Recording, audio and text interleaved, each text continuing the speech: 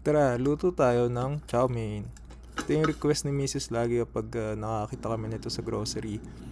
Itong noodles kasi ng chow mein, hindi mo siya makikita sa dry section ng mga grocery. Hindi siya kasama ng mga dried pasta or noodles. Nandun siya sa may fridge section.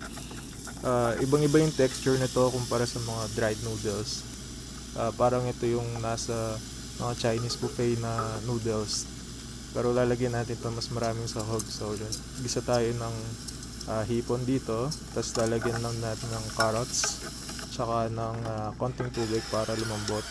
Tapos lagay tayo ng repolyo, mga seasoning, itong dark soy sauce, tsaka oyster sauce, and lagyan din natin ng paminta. Tapos balik natin dito yung hipon. Tapos lagay din natin yung itlog. Naluto na yun kanina. Set aside lang natin, tapos ilalagay na natin tong noodles. Konti lang yung sisipsipin nitong liquid. Kaya yung natira sa gulay kanina, okay na yan. Papasipsipin lang natin yan. Yan, toss-toss lang natin. Tapos balik na natin yung gulay. And then haluin lang ulit natin. Tapos titikman natin yan kung okay na yung lasa niya para sa atin. Medyo kulang pa sa anghang. So lagyan natin ng crushed chili peppers. Tapos konti pa ring oyster sauce. And konti pa ring dark soy sauce.